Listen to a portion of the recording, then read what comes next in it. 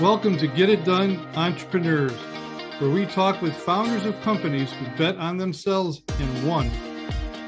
My name is Rich LeBrun, and I am the founder and CEO of LeBrun Advisory Group. You can find us at rlebrun.com. Our mission is to help our clients build wealth through business ownership. Stick around to the end of the show and we'll reveal how you can be our next guest. Our special guest today is Bradley Hamner. Bradley is a business coach, growth coach, certified value builder, creator of the Rainmaker to Architect Assessment, and the host of Above the Business podcast. Each week, he shows other entrepreneurs and business owners how to install the systems, processes, and routines in their business needs to grow and scale. The ultimate outcome, business owners have a successful business that creates the freedom and flexibility they desire from the start. After a stress-related health scare, at the age of 34, Bradley began to build himself first as a leader, then he focused on redesigning his business. He learned how to architect the business to work for him, not the other way around. He then designed the ultimate operating system for business owners, which is called Blueprint OS, which I'm sure we're going to get a chance to hear more about that. This framework has empowered business owners to move successfully from rainmaker to architect in their business while creating a business that runs like a well-oiled machine. Bradley lives with his wife and 2 children in Huntsville, Alabama. And Bradley, I want to welcome you to the show. Rich, it's great to be with you. Thank you for the opportunity. I thank you for joining. I've been looking forward to this time. So Bradley, everybody has a story, how they started their business. Sometimes it's voluntary, sometimes it's not, and sometimes it's a passion. Everybody's got a different story. So our listeners would like to hear your story. How did you get into business for yourself? Well, my dad's a small business owner. He's a farmer. He's been in the farming operation, agriculture industry my entire life. I think he started in actually the year I was born in 1981, as a matter of fact. And I never had the desire to go into that industry. And quite frankly, I have too bad of allergies to be in that business. But I will tell you that I caught more than I was even taught from my father. But the biggest thing that I picked up from my dad is the value of hard work and the work ethic of a farmer. When it's the fall and it's harvest season, or when it's in the spring, it's planting season, you see what it literally takes to farm 10,000 acres at one time and have a very, very large operation and work till 2, 3 in the morning or whatever that is, and certainly 7 days a week. And so I was really grateful for that. And whenever I graduated from college, I had a couple jobs in the corporate world in basically sales, corporate sales. And then ultimately, I always felt like I wanted to own my own business, but I never knew what that was going to be. And it certainly wasn't going to be in agriculture. Found myself into the financial services industry initially.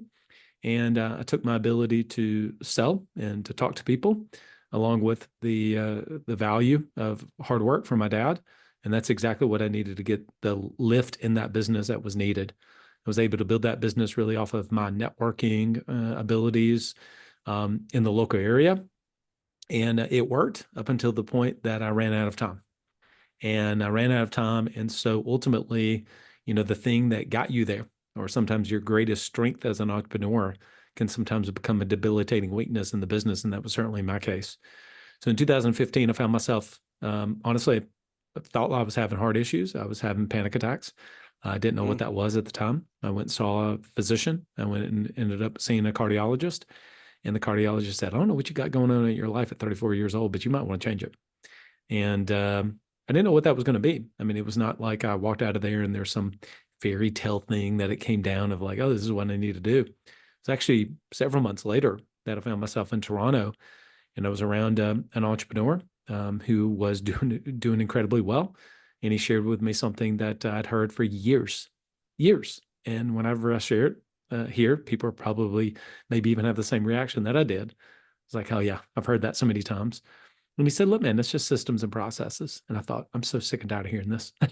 Everybody talks about this and nobody actually shows me what that's like. Well, that day he did. He actually showed me. He kind of gave me a peek inside of like, well, this is what we did. And that changed everything. But more than anything, more than how you actually start putting down documentation into Word documents, uh, valuable, sure, but it's really the change inside of me. And I saw myself instead of the doer of all the things, but to be the designer. And so I went from being the rainmaker of my business to I became the architect. Since then, I was able to grow that company. I've founded 5 other companies since that period of time. And one of them that I spend a majority of my time is advising other small business owners doing 300,000 to 3 million in annual revenue, how they can become the architect of their business and build a business that they love. Um, Systems and processes. I've heard it ad nausea too. Everybody just talks about it. It's kind of like a generic thing for people to say, Yeah. but there is an art to it, or an architectural component to it. So, okay, so everybody starts a business. For again, how you got into it. You obviously you had a great framework with your dad being a farmer, but he was a crop farmer, obviously, right? He 10,000 was. Yep. acres. Yep. Yep. That's a big operation. Yep. Wheat, soybeans, primarily. Wow, wow. And he's the heart of America. And I can appreciate how hard that is to work. There's never a day off, right? So Never. never a day off. So you have that work ethic behind you, which probably helps you persevere in your challenges. I'm glad you got a chance to talk to your doctor and get some heads up early. And so I Mhm. guess you could switch gears. But along the way, did you hit any speed bumps? Or was it just clear sailing once you started up your business? Oh no, it wasn't clear sailing at all. Are you kidding me? I mean, there was all kinds of. I've had so many cultural issues and team issues. I mean, look, I was pretty good. Highlight a couple speed bumps, and Yeah. then how it affected you. Well, probably the biggest one had been around team. I mean, nobody ever shared with me this is how you recruit. I would always recruit, and I was a really good salesperson, so I'd sell the wrong people on the wrong job. I mean, as an example, so I didn't know I didn't have a recruiting system. As a specific example, I didn't have questions that I would use. I was just going off of my gut reaction to everything. And then you bring people in, and they're sold on somewhat of a dream, but you don't have any documentation. You don't know how to onboard people. I didn't know how to train people. I just knew how to do what I did, but I didn't actually know how to transfer that information over to my team. So basically, I have a service team or account managers, and you have a sales team, and you're trying to tell people what it is you do, but nobody's ever taught you this is how you actually train salespeople. So you're trying to figure out like, well, how do I do what I do? And so every time it ended up being a revolving door. And so I never was really, well, I shouldn't say never, but I mean, it took me a long time to be able to really retain a team, keep good team members, um, find really good team members, develop them, and then keep them for a long time. And so, yeah, I went through all kinds of growing pains. And in that, I would change compensation plans at a whim. I'd go to a conference and I'd meet Rich, and I'd be like, oh, I love Rich. And Rich would be in a totally different industry. And Rich would be like, this is how I pay my salespeople. And I'd come back from that conference and I'd just change it. As an entrepreneur, we chase shiny objects all the time. So I was constantly, and it came from a good place. Like I was trying to grow. I was trying to grow. I was trying to do more. I was very ambitious. I was very, and still am to this day, but I just did not know how to remain focused. So the team, I'd change an initiative, or I'd put a new bonus plan in place, or the way that we sold. And the team would just, behind closed doors, or whenever I wasn't around, they would say, yeah, well, just give it 2 weeks and he'll change his mind. And unfortunately, they were right. So probably the biggest pains that I felt then, but then also some of the biggest wins that I've been able to have in my career have come from the ability to attract, develop, and retain A players. So you went from the pain to something that's, like every good sports player, right? They work on maybe their weak spots, and then they become really good at it. I love what you said. You were selling the wrong people the wrong job. Uh, I get that. I mean, on the interviewing side, the salespeople always got me because they sold me on themselves, and it was a shiny object and never really dived into it. I learned that quickly in my career. But then thinking about the other side of the equation, selling them, Yeah. getting the wrong person in the wrong seat. But you Well, switch that around. That costs a lot of money. I was talking with a business owner the other day, and he said his first year he had a retail store. He went to as a medical brand, 30 people in his first year, and he had to train each one of them over and over and over again. mm, He said it cost him thousands and thousands of dollars. yep, 'Cause he kind of just went at it the wrong way. Probably should have talked to you a little yep. bit earlier. But so you turn that pain point in. So that's one of your, so let's talk about the victory side of that, because you have, obviously you overcame that and you became something really proficient at it, is what it sounds like. Yeah, let me actually share with you a framework or maybe a mental concept that's been helpful before we move into that, if you don't mind. So we Sure. actually have a thing that we call smashing Rolexes. And so, I mean, just even by the title, nobody wants to go to smash a Rolex. I mean, so imagine you go down to, a jewelry store. You can't really walk in and buy a Rolex right now. You have to be on a wait list. But let's just say hypothetically you could. And you go in and you're going to buy, they have a Rolex sub.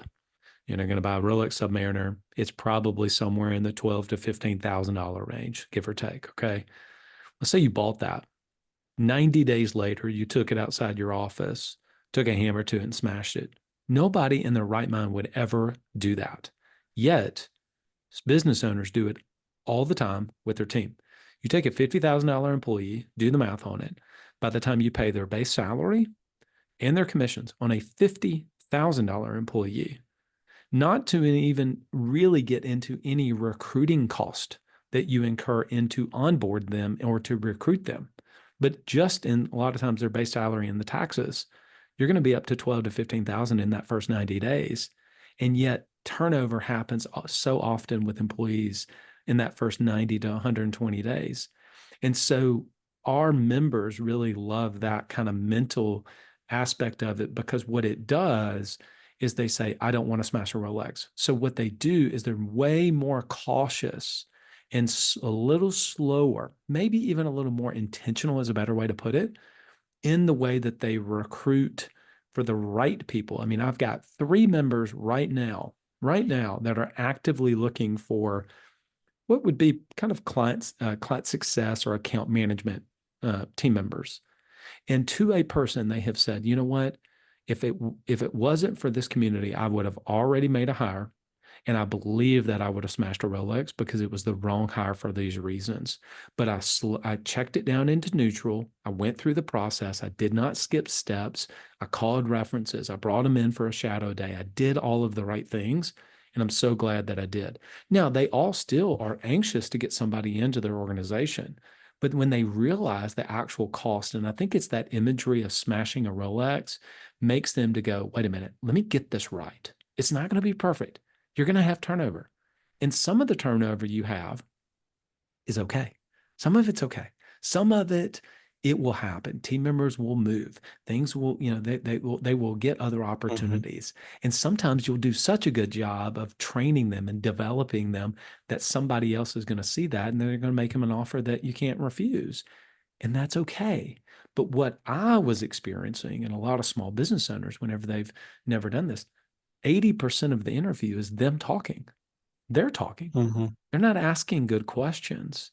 And so they're selling rich on the job and they're selling them on, and the person gets enthusiastic of like, man, this guy or this lady, this person is really excited about this opportunity. I think this is the right thing for me. And then they get in and it's not what they actually expected. So we are uber clear. We call it clear outcomes. You know exactly what it is going to be, what's going to be expected of you whenever you step into the role.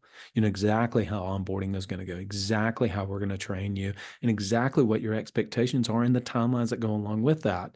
And what I think most people really want is they want to know exactly what to do, how they make an impact to the business, and they just want to be equipped to go and do that.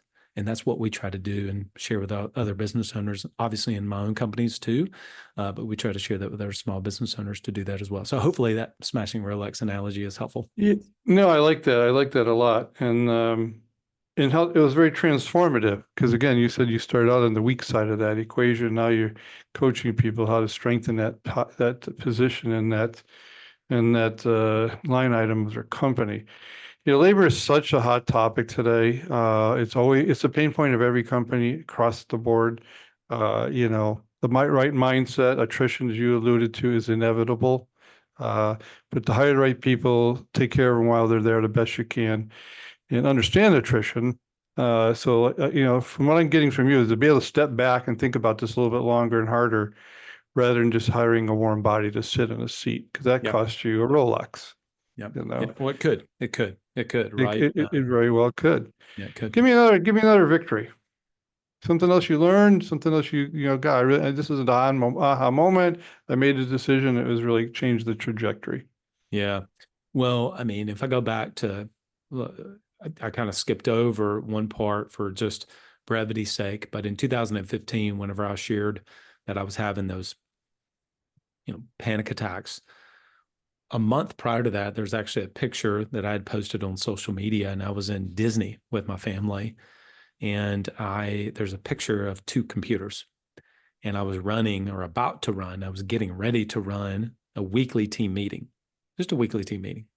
We now call it a weekly business review, but it's a weekly team meeting. It wasn't overly important, and I had one business at the time. And at that moment, that year, I was so stressed out. I mean, I was working 7 days a week, and the business had really plateaued. I'd had turnover. The culture in the office in the organization was terrible. It was infighting. And so I felt like when I was in Disney, I had to be there to run a team meeting. And so what's worse though, Rich, is the caption. The caption of that picture says, "Better never stops, even on vacation." That's actually what it says. Better Mm, never stops, even on vacation. And like it's cringy now to say that because I mean it's like you can't step away for a week just to go be with your family at Disney, and kids were young at the time, really young at the time. mm-hmm. And so I say that because it was a couple months later, like 2 months later specifically, that I ended up going and seeing the cardiologist. And then it was about 3 or 4 months later that I ended up in Toronto and had that chance encounter with that entrepreneur. And just to give you an idea, that entrepreneur at the time, he said he was doing 40 million in top line revenue, and he had made 5 million personally the year before. And my business at the time was doing about 5 or 600,000 in top line revenue, which I'm not sneezing at that, but I mean it was like not even in comparison. And here's this guy, and I was dressed like this in a sport coat, and Mm-hmm. he's like in a baseball hat backwards, and he's actually in a somewhat adjacent industry to what I was in. And here's this number of like 40 million. I mean, I thought this guy was doing like 750 or a million or something like that, and he's doing 40 Mm-hmm. million. And so there was something about the fact that I was in this place of such pain and frustration to the point that I had actually started to look to go back into corporate America and to go back into because I knew I could get a $200,000 base salary, company car, 401k, benefits, the whole 9 yards. And quite frankly, I felt like I would end up having more freedom and flexibility in the corporate world than I had in my business. Mm-hmm. Like Mm-hmm. literally, I really felt that way. Mm-hmm. And so the whole reason I got into business was for some level of freedom and flexibility and to do what I wanted to do with where I wanted to do it with who I wanted to do it. And I had anything but that. And so there was like that period of 6 months or so really was transformative for me. And so since then, I had that one business, handful of team members, 600,000 to then be able to launch and now have equity in 5 companies. And it's not because of like I'm so smart. It's really just because of the pain that I felt that I had to go back and to kind of redesign things in a different way and kind of view it and really look at what does it look like to develop a team members and what does it look like to actually create an operating system. I mean, I didn't have that language at the time, but truly Mm-hmm. what the business was running on back then was my personality. So it was like a Mm-hmm. personality driven business. It wasn't a process driven business. And so while I read E Myth. My goodness, my podcast is called Above the Business because it's somewhat of a nod to Gerber's book, E Myth, Mm-hmm. where he talks about work on it, not in it. I agree. I just think there's a third dimension, which is above. And so Mm-hmm. obviously, I had heard those things. I'd read that book, but there's a difference between hearing it and then actually understanding, what does that mean? Well, like, what does it actually look like? How do you actually have a documentation? And so just even there was something about in that moment of where I was in my life and then where he was, and then to see the documents. And look, I don't even remember what was on the documents, but I mean, Hmm. I remember he was like, I just got the business out of my head. And I thought, oh, I need to do that. I haven't done it. And so the reason I had to run that team meeting is because the business was not moving forward without Hmm. me at the helm. If I was not in there driving it, it was not going to move forward. And and that was exhausting to me. And I don't think any business owner gets into business for that. Yet that's the unfortunate reality of most small business owners in the, space that we really live in, is in that 300,000 to 3 million space. And so we really know that 2 to 25 team member space for most of our business entrepreneurs that we work with, and kind of the pitfalls and things that you're going to experience along the way. And so, look, I wouldn't be able to have, I wouldn't be able to serve the clients that we're able to serve now, and have several different businesses all within my holding company now is 10 million in combined Hmm. annual revenue across the companies. And, I don't say that in any way for bragging, so I hope nobody takes it that way. I just say it because it was all born out of pain. And Hmm. so that's what we share with other business owners Yeah. to be able to do. Well, I love the two words you use, rainmaking and architect. And rainmaking is kind of exciting. There's a lot of ambiance around it, a lot of books on it, and there's some value, there's some attribute to there. But if you're an individual owner, you people max out. I don't care if you work 24 hours a day, 7 days a week, there's a max, there's a limit, it's Yeah, finite. Architect is sitting back and designing, and I really like those two words. I never thought about them that way. To sit back and design what you want the business to yeah, do for you is a whole different mindset. Um, totally. so I appreciate that. And I think a lot of people, especially small business people, know what they do. I don't care if it's painting a house or it's, selling a stock. They know what they do, but they don't know how to run a business to do what they want to do. Sure. And because architect is, a lot of people don't have the design capabilities. So someone like you can come in and help them, you know, um, change their mindset and help them put some infrastructure to it, which I want to talk a little bit about this. Maybe we can talk about this in the commercial break, which we're going to take right now, where you can promote your business, who your customers are. If you want to talk about this Blueprint OS, it kind of sounds like it's a cool system. This is your time, Bradley, but let's go ahead and I'm going to give it to you and talk about what you would like to do so to have a chance to promote your business. Yeah.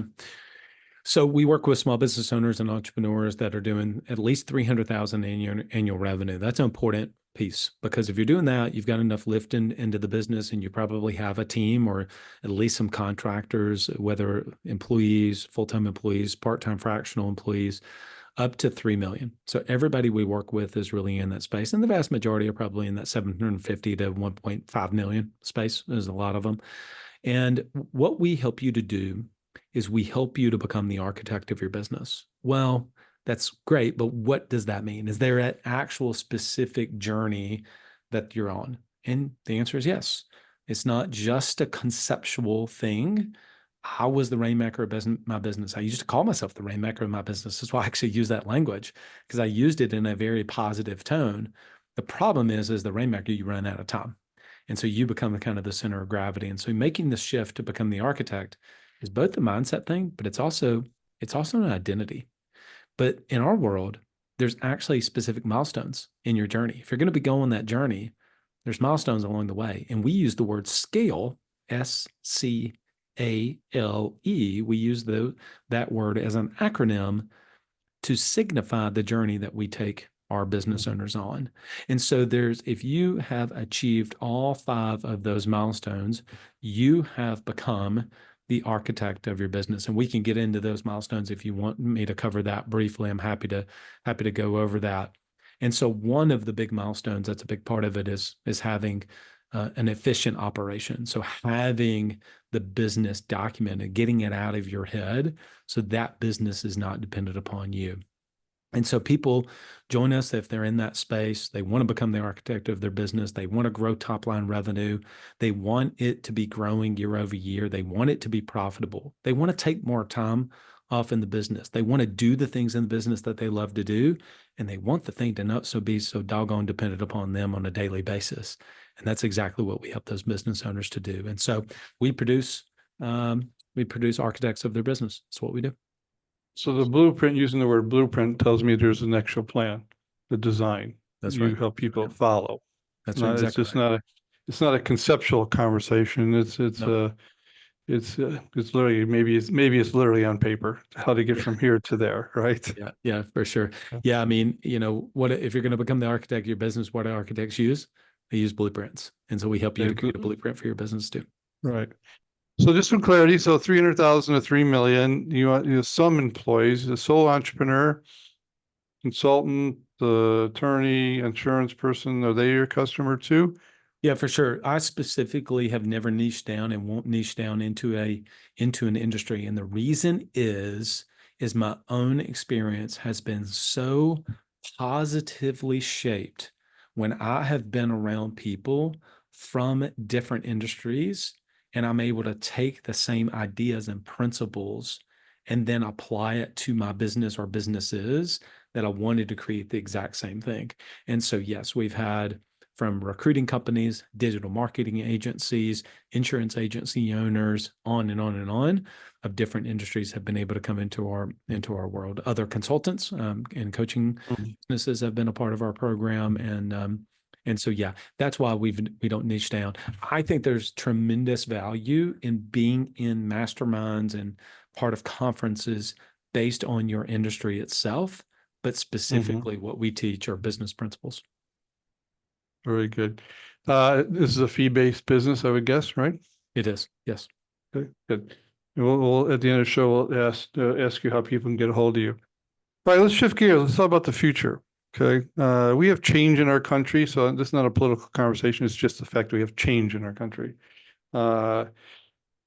We've been facing a lot of headwinds for many, many years of wars and politics and labor shortages and supply chains and all the things that every CEO and founder of company just cringes at.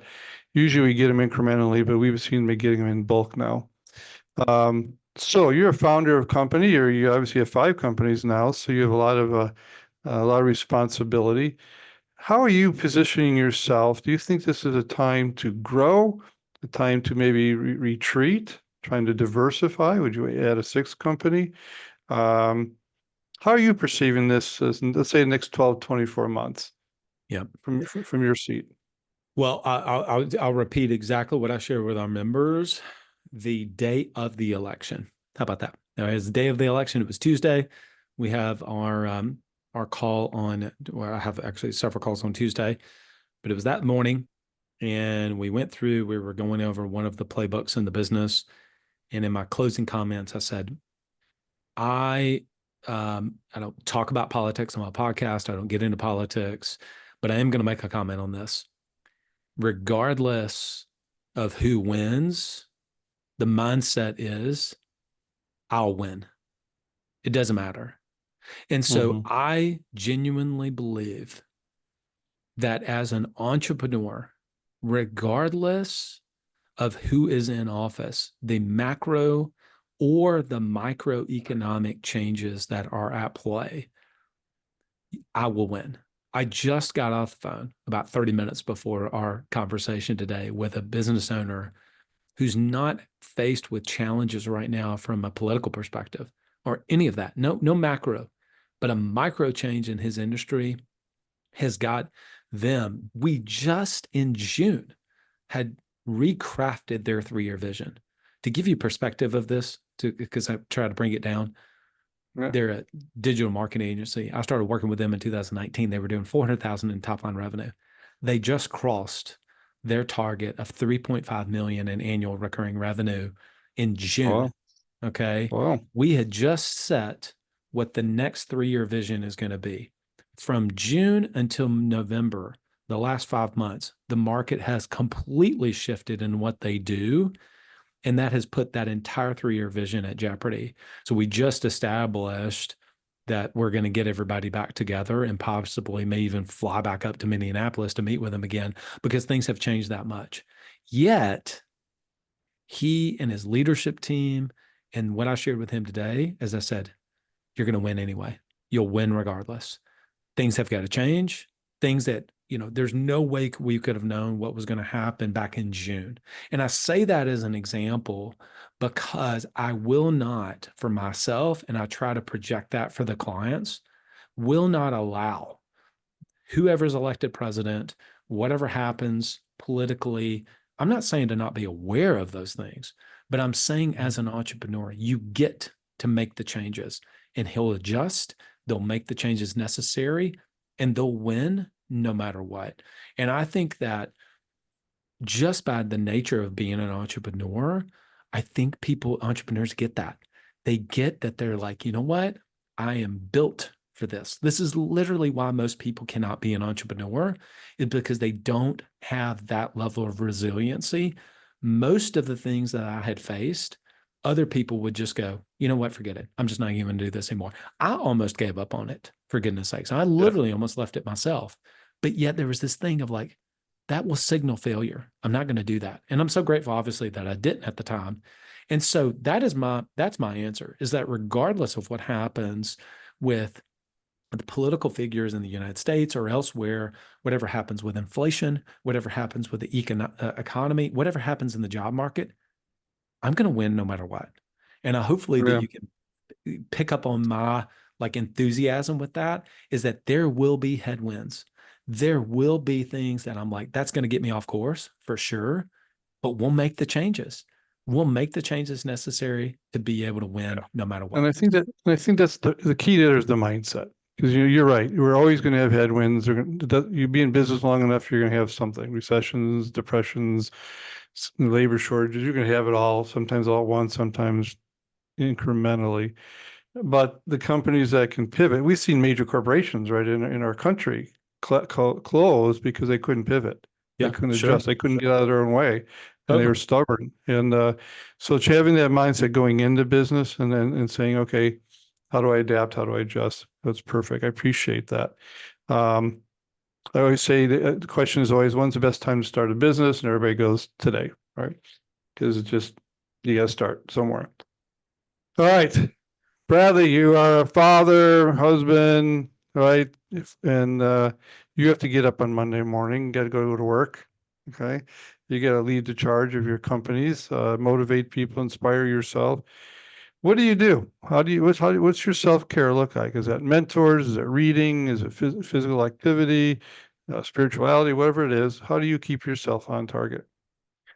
First of all, I even have to change. I want to readjust even some language there that you mentioned that I think is important, is that you said like on Monday morning, you have to get up. I actually literally, I'm in my other studio that I have. I'm actually at the office of one of my other companies today, but I have a sticky note and it's on my computer screen and it says, I get to, I don't have to.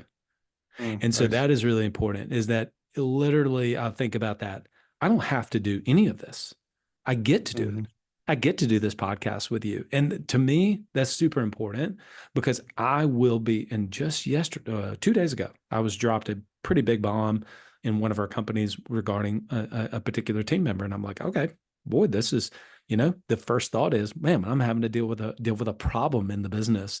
But at the end of the day, I get to make these decisions. I chose this path. And so that shapes a lot of the things that I'll share with you. I mean, look, I love to, I've really been on my physical fitness. And so doing that in the mornings, making the commitment to that, and working out for at least an hour. I mean, I have the time in the day, even though I have, I'm busy with all the companies I'm running. I have to make the time for that, and I want to make the time for that. I love to read. I will tell you that even in the last 6 months, found myself prior to that listening to a lot of audiobooks, and even had my face on even a Kindle screen, and I've gone back to more analog now. So I really do love the physical book.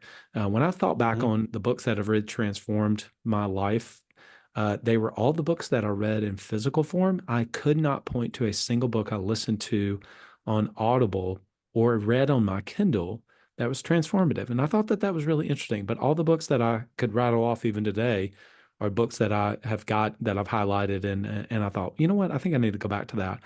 So I have. So I really do love to read. I love to, my morning routine is I'm a person of faith.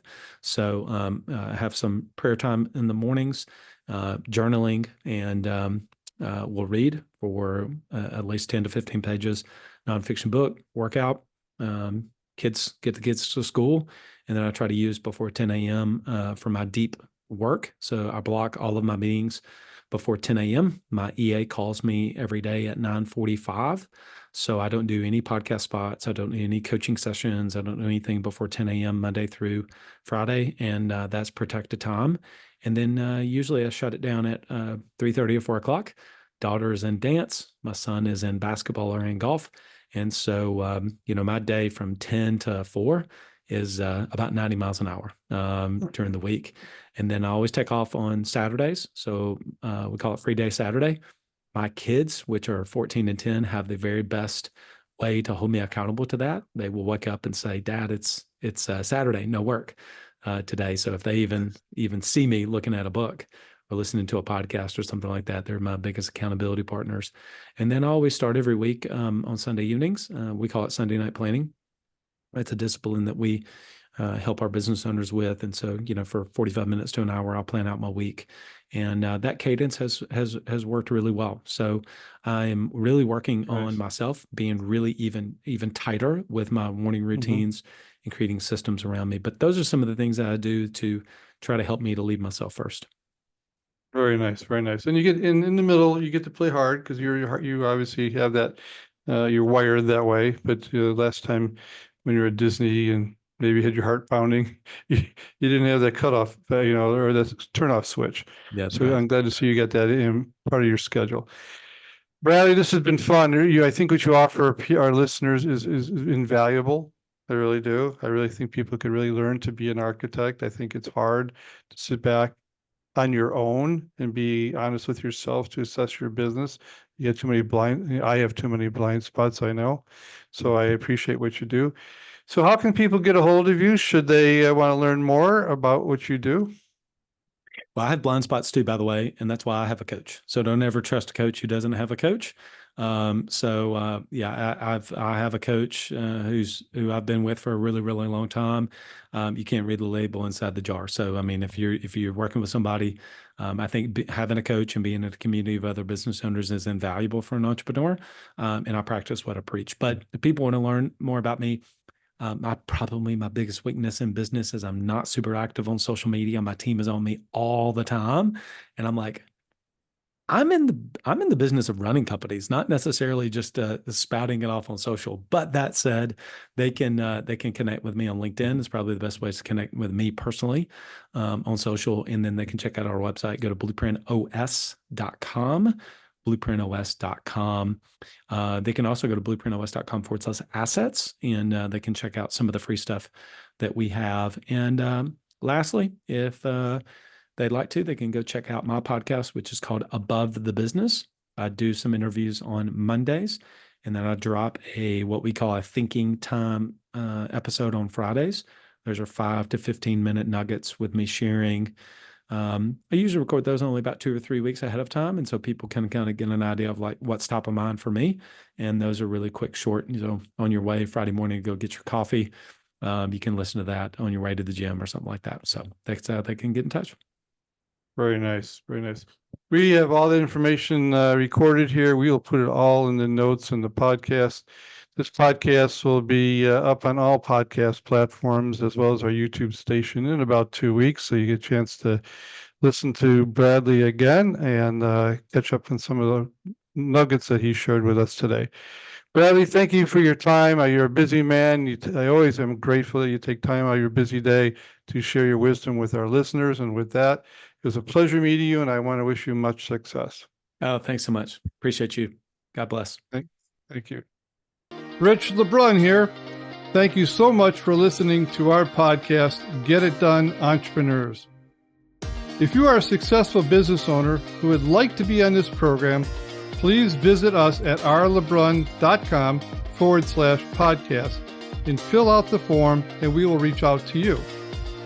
If you got something out of this interview, would you share this episode on social media? Just do a quick screenshot with your phone and text it to a friend or post it on the socials.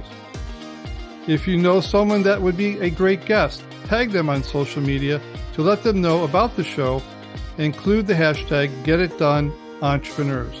I love seeing your posts and guest suggestions. We are regularly putting out new episodes and content. To make sure you don't miss any episodes, go ahead and subscribe. Your thumbs up, ratings, and reviews go a long way to help promote the show and mean a lot to me and my team. Want to know more? Go to our website, rlebrun.com, or follow me on LinkedIn, Facebook, and Instagram. Thanks for listening. We will see you next time.